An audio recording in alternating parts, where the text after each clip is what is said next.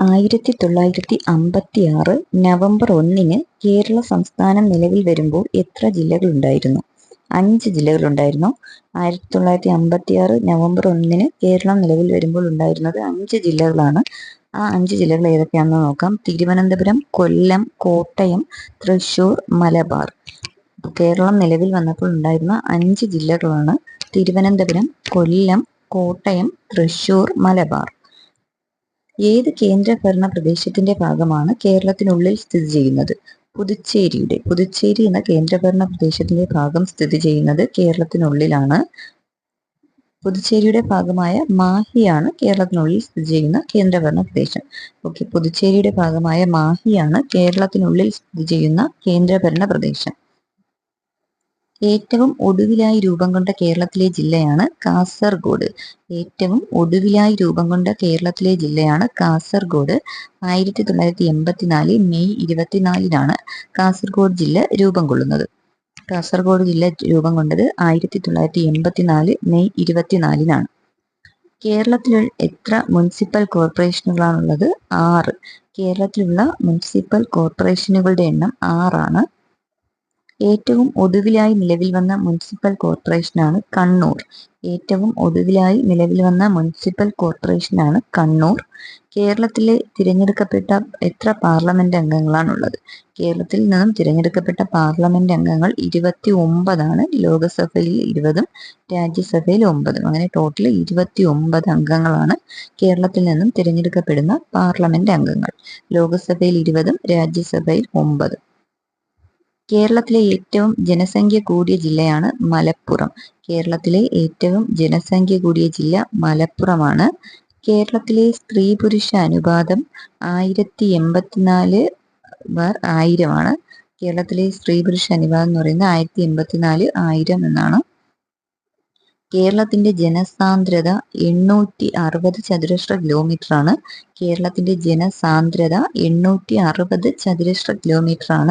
കേരളത്തിലെ സാക്ഷരതാ നിരക്ക് 93.91%. കേരളത്തിലെ സാക്ഷരതാ നിരക്ക് 93.91%. ജനസംഖ്യയിൽ രണ്ടാമതും ജനസാന്ദ്രതയിൽ ഒന്നാമതുമുള്ള കേരളത്തിലെ ജില്ലയാണ് തിരുവനന്തപുരം. ജനസംഖ്യയിൽ രണ്ടാമതുള്ള കേരളത്തിലെ ജില്ല തിരുവനന്തപുരമാണ്. അതുപോലെ ജനസാന്ദ്രതയിൽ ഒന്നാമതുള്ള ജില്ലയും തിരുവനന്തപുരമാണ്. കേരളത്തിലെ നിയമസഭാ മണ്ഡലങ്ങൾ 140 എണ്ണമാണ്. കേരളത്തിലെ നിയമസഭാ മണ്ഡലങ്ങളുടെ എണ്ണം 140 ഇനി കേരളത്തിന്റെ ചരിത്രപരവും ഭൂമിശാസ്ത്രപരവുമായ പ്രാധാന്യത്തെക്കുറിച്ചുള്ള കുറച്ച് ക്വസ്റ്റ്യൻസ് ആണ്. ഐന്തിണകൾ ഏതെല്ലാമാണ്? കുറിഞ്ഞി, മുല്ലൈ, പാലൈ, മരുതം, നെയ്തൽ എന്നിവയാണ് ഐന്തിണകൾ. കുറിഞ്ഞി, മുല്ലൈ, മരുതം, നെയ്തൽ, പാലൈ. പർവ്വത പ്രദേശങ്ങൾ ഏത് തിണയിൽ ഉൾപ്പെട്ടതാണ്? കുറിഞ്ഞി. പർവ്വത പ്രദേശങ്ങൾ ഉൾപ്പെട്ടത് കുറിഞ്ഞി എന്ന തിണയിലാണ്. വനങ്ങളും മേച്ചിൽപ്പുറങ്ങളും നിറഞ്ഞ തിണയാണ് മുല്ലൈ. കൃഷിഭൂമികളായ സമതലങ്ങൾ നിറഞ്ഞ തിണയാണ് മരുതം. സമുദ്ര തീരപ്രദേശമായ തിണയാണ് നെയ്തൽ എന്നറിയപ്പെടുന്നു. ഊഷരഭൂമി നിറഞ്ഞ തിണയാണ് പാലൈ. തേൻ ഉൾപ്പെടെയുള്ള കാട്ടുവിഭവങ്ങളുടെ ശേഖരണം തൊഴിലാക്കിയിരുന്നത് കുറിഞ്ഞി തിണയിലെ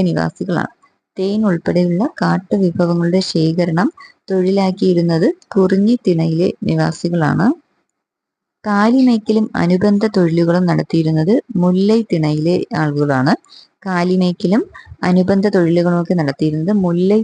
ആളുകളാണ്. കൃഷി മുഖ്യ തൊഴിലായി സ്വീകരിച്ചിരുന്നത് മരുതം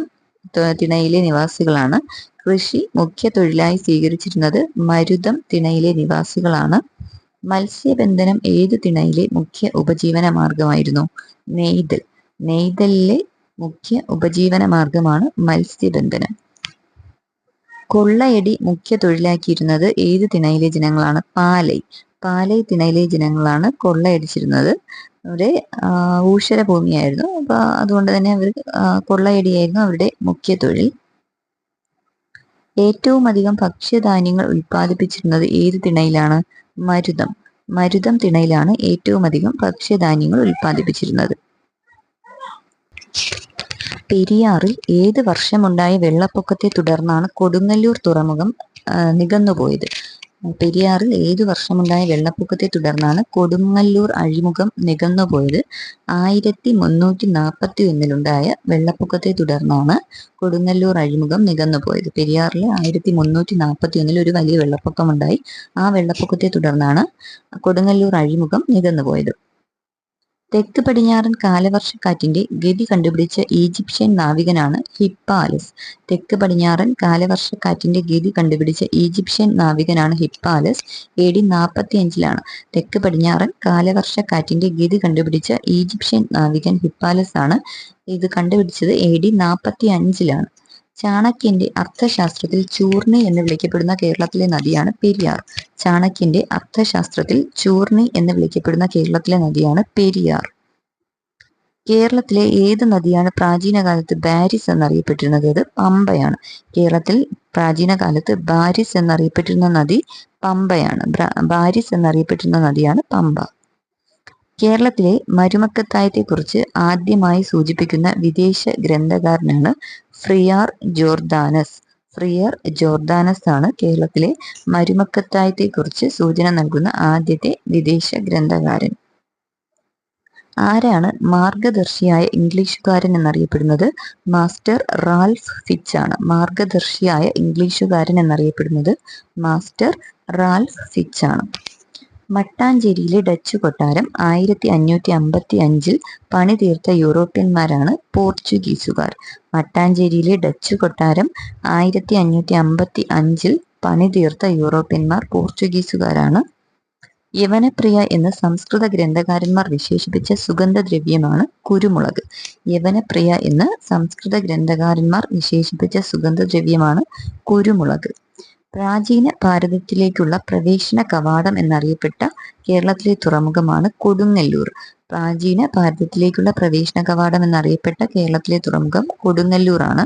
മുസിരിസ്, മഹോദയ്, മഹോദയം, മഹോദയപുരം, മഹോദയപട്ടണം എന്നീ പേരുകളിലൊക്കെ അറിയപ്പെട്ടിരുന്ന കേരളത്തിലെ പ്രദേശം കൊടുങ്ങല്ലൂരാണ്. മുസിരിസ്, മഹോദയ്, മഹോദയപുരം, മഹോദയപട്ടണം എന്നീ പേരുകളിലൊക്കെ അറിയപ്പെട്ടിരുന്ന കേരളത്തിലെ പ്രദേശം കൊടുങ്ങല്ലൂരാണ്. ദക്ഷിണ നളന്ദ എന്ന പേര് കേട്ട പ്രാചീന കേരളത്തിലെ പഠന കേന്ദ്രമാണ് കാന്തളൂർ ശാല. ദക്ഷിണ നളന്ദ എന്ന പേര് കേട്ട പ്രാചീന കേരളത്തിലെ പഠന കേന്ദ്രമാണ് കാന്തളൂർ ശാല. തെക്കൻ കേരളത്തിലെ ഏറ്റവും പഴയ രാജവംശം ഏതായിരുന്നു? ആയ് രാജവംശമാണ്. തെക്കൻ കേരളത്തിലെ ഏറ്റവും പഴയ രാജവംശമായിരുന്നു ആയ് രാജവംശം. കൊല്ലവർഷം ആരംഭിച്ചത് AD 825 കൊല്ലവർഷം ആരംഭിച്ചത് AD 825. കൊല്ലവർഷം ആരംഭിക്കുമ്പോൾ ചേര ചക്രവർത്തി ആരായിരുന്നു? രാജശേഖരവർമ്മൻ. കൊല്ലവർഷം ആരംഭിക്കുമ്പോൾ ചേര ചക്രവർത്തിയായിരുന്നു രാജശേഖരവർമ്മൻ. സാമൂതിരിയുടെ കിരീടധാരണ ചടങ്ങ് അറിയപ്പെട്ടിരുന്നത് അരിയിട്ടുവാഴ്ച എന്നാണ്. സാമൂതിരിയുടെ കിരീടധാരണ ചടങ്ങ് അറിയപ്പെട്ടിരുന്നത് അരിയിട്ടുവാഴ്ച എന്നാണ്. സാമൂതിരിയുടെ കിരീടധാരണ ചടങ്ങ് അറിയപ്പെട്ടിരുന്നത് അരിയിട്ടുവാഴ്ച എന്നാണ്. സാക്ഷരതയിൽ ഇന്ത്യയിൽ എത്രാം സ്ഥാനത്താണ് കേരളത്തിന്? 1-ാം സ്ഥാനത്താണ്. സാക്ഷരതയിൽ 1-ാം സ്ഥാനത്ത് നിൽക്കുന്ന ഇന്ത്യൻ സംസ്ഥാനമാണ് കേരളം. സമ്പൂർണ്ണ സാക്ഷരത നേടിയ കേരളത്തിലെ ആദ്യത്തെ പട്ടണം കോട്ടയമാണ്. സമ്പൂർണ്ണ സാക്ഷരത നേടിയ കേരളത്തിലെ ആദ്യത്തെ പട്ടണമാണ് കോട്ടയം. 1989 കോട്ടയം ഈ നേട്ടം കൈവരിച്ചത്. സമ്പൂർണ്ണ സാക്ഷരത നേടിയ ആദ്യത്തെ പട്ടണമായി കോട്ടയം മാറിയത് 1989. സമ്പൂർണ്ണ സാക്ഷരത നേടിയ ഇന്ത്യയിലെ തന്നെ ആദ്യത്തെ ജില്ല എറണാകുളമാണ്. സമ്പൂർണ്ണ സാക്ഷരത നേടിയ ഇന്ത്യയിലെ തന്നെ ആദ്യത്തെ ജില്ല എന്ന് പറയുന്നത് എറണാകുളമാണ്. 1990 എറണാകുളം ഈ നേട്ടം കൈവരിച്ചത്. കേരളത്തെ രാജ്യത്തെ ആദ്യത്തെ സമ്പൂർണ്ണ സാക്ഷര സംസ്ഥാനമാക്കി 1991 ഏപ്രിൽ 18 പ്രഖ്യാപിച്ചത് കോഴിക്കോട് വെച്ചാണ്. കേരളത്തെ സമ്പൂർണ്ണ സാക്ഷരതാ സംസ്ഥാനമായി, കേരളത്തെ ഇന്ത്യയിലെ തന്നെ ആദ്യത്തെ സമ്പൂർണ്ണ സാക്ഷരതാ സംസ്ഥാനമായി 1991 ഏപ്രിൽ 18 പ്രഖ്യാപിച്ചത്. അത് കോഴിക്കോട് വെച്ചാണ്. 1991 ഏപ്രിൽ 18 കോഴിക്കോട് വെച്ചാണ് പ്രഖ്യാപിച്ചത്. ഇന്ത്യയിലെ ആദ്യത്തെ സമ്പൂർണ്ണ പ്രൈമറി വിദ്യാഭ്യാസ സംസ്ഥാനമാണ് കേരളം. ഇന്ത്യയിലെ ആദ്യത്തെ സമ്പൂർണ്ണ പ്രൈമറി വിദ്യാഭ്യാസ സംസ്ഥാനമാണ് കേരളം. 2016 കേരളം ഇന്ത്യയിലെ ആദ്യത്തെ സമ്പൂർണ്ണ പ്രൈമറി വിദ്യാഭ്യാസ സംസ്ഥാനമായി മാറിയത്. 2016. പൊതുസ്ഥലത്തെ മലമൂത്ര വിസർജന വിമുക്ത സംസ്ഥാനമായി കേരളത്തെ പ്രഖ്യാപിച്ച വർഷം 2016 നവംബറാണ്. പൊതുസ്ഥലത്തെ മലമൂത്ര വിസർജന വിമുക്ത സംസ്ഥാനമായി കേരളത്തെ പ്രഖ്യാപിച്ചത് 2016 നവംബറിലാണ്. കേരളത്തെ ഇന്ത്യയിലെ ആദ്യത്തെ സമ്പൂർണ്ണ ബാങ്കിംഗ് സംസ്ഥാനമായി പ്രഖ്യാപിച്ച വർഷം 2011. കേരളത്തെ ഇന്ത്യയിലെ ആദ്യത്തെ സമ്പൂർണ്ണ ബാങ്കിംഗ് സംസ്ഥാനമായി പ്രഖ്യാപിച്ചത് 2011. ദേശീയ ഒപ്റ്റിക്കൽ ഫൈബർ നെറ്റ്വർക്കിന് കീഴിലുള്ള സമ്പൂർണ്ണ കവറേജുള്ള ആദ്യത്തെ സംസ്ഥാനമാണ് കേരളം. ദേശീയ ഒപ്റ്റിക്കൽ ഫൈബർ നെറ്റ്വർക്കിന് കീഴിലുള്ള സമ്പൂർണ്ണ കവറേജുള്ള ആദ്യത്തെ സംസ്ഥാനമാണ് കേരളം. ടൂറിസത്തെ വ്യവസായമായി അംഗീകരിച്ച ഇന്ത്യയിലെ ആദ്യത്തെ സംസ്ഥാനം കേരളമാണ്. 1986. ടൂറിസത്തെ വ്യവസായമായി അംഗീകരിച്ച ഇന്ത്യയിലെ ആദ്യത്തെ സംസ്ഥാനം കേരളമാണ്. ഇത് 1986 കേരളം ടൂറിസത്തെ വ്യവസായമായി അംഗീകരിച്ചത്. ഇന്ത്യയിലെ ആദ്യത്തെ വനിതാ പോലീസ് സ്റ്റേഷൻ 1973 പ്രവർത്തനം ആരംഭിച്ചത് കോഴിക്കോടാണ്. ഇന്ത്യയിലെ ആദ്യത്തെ വനിതാ പോലീസ് സ്റ്റേഷൻ പ്രവർത്തനം ആരംഭിച്ചത് കോഴിക്കോടാണ്. 1973. സംസ്ഥാനത്തെ ഏറ്റവും സമ്പന്നമായ ജില്ലയാണ് എറണാകുളം. സംസ്ഥാനത്തെ ഏറ്റവും സമ്പന്നമായ ജില്ലയാണ് എറണാകുളം. കേരളത്തിലെ ഏത് പ്രദേശത്താണ് ഇന്ത്യയിൽ ആദ്യമായി സ്വർണ്ണ ഖനനം ആരംഭിച്ചത്? അത് വയനാട്ടിലാണ്. അപ്പോൾ വയനാട്ടിലാണ് ഇന്ത്യയിലെ തന്നെ ആദ്യമായി സ്വർണ്ണ ഖനനം ആരംഭിച്ച പ്രദേശം വയനാടാണ്. ഏറ്റവും കൂടുതൽ ചെറുകിട വ്യവസായ യൂണിറ്റുകളുള്ള ജില്ലയാണ് എറണാകുളം. ഏറ്റവും കൂടുതൽ ചെറുകിട വ്യവസായ യൂണിറ്റുകളുള്ള ജില്ലയാണ് എറണാകുളം. കേരളത്തിലെ ഏറ്റവും പ്രധാന പരമ്പരാഗത വ്യവസായമാണ് കയർ വ്യവസായം. കേരളത്തിലെ ഏറ്റവും പ്രധാനപ്പെട്ട ഒരു പരമ്പരാഗത വ്യവസായമാണ് കയർ വ്യവസായം.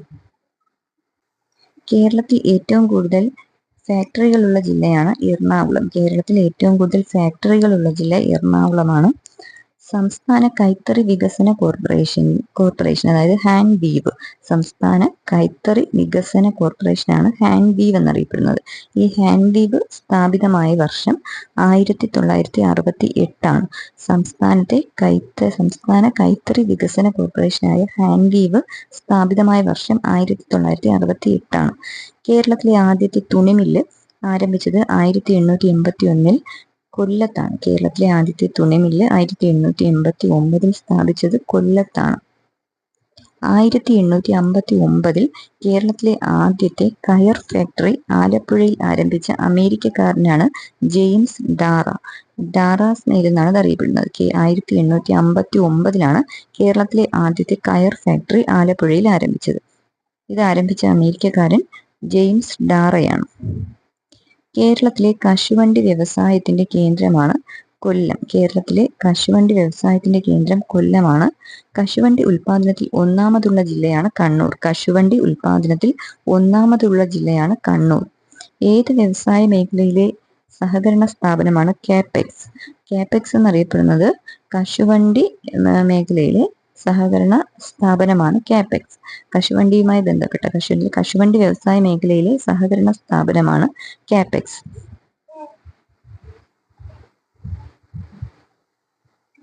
ഇന്ത്യയിലെ ആദ്യത്തെ മാതൃകാ മത്സ്യബന്ധന ടൂറിസം ഗ്രാമമാണ് കുമ്പളങ്ങി. ഇന്ത്യയിലെ ആദ്യത്തെ മാതൃകാ മത്സ്യബന്ധന ടൂറിസം ഗ്രാമമാണ് കുമ്പളങ്ങി. കുമ്പളങ്ങി എറണാകുളം ജില്ലയിലാണ്. സംസ്ഥാന സർക്കാർ കയർ വർഷമായി ആചരിച്ചത് 2010. സംസ്ഥാന സർക്കാർ കയർ വർഷമായി ആചരിച്ചത് 2010. ഇന്ത്യയിലെ ആദ്യത്തെ ഉത്തരവാദിത്ത വിനോദസഞ്ചാര കേന്ദ്രമായി 2013 പ്രഖ്യാപിക്കപ്പെട്ട പ്രദേശമാണ് കുമരകം. ഇന്ത്യയിലെ ആദ്യത്തെ ഉത്തരവാദിത്ത വിനോദസഞ്ചാര കേന്ദ്രമായി 2013 പ്രഖ്യാപിക്കപ്പെട്ടതാണ് കുമരകം. കരകൗശല ഗ്രാമമായി 2007 ടൂറിസം വകുപ്പ് ഏറ്റെടുത്തത് കോഴിക്കോട് ജില്ലയിലെ ഇരിങ്ങലിനെയാണ്. കരകൗശല ഗ്രാമമായി 2007 ടൂറിസം വകുപ്പ് ഏറ്റെടുത്തത് കോഴിക്കോട് ജില്ലയിലെ ഇരിങ്ങലാണ്.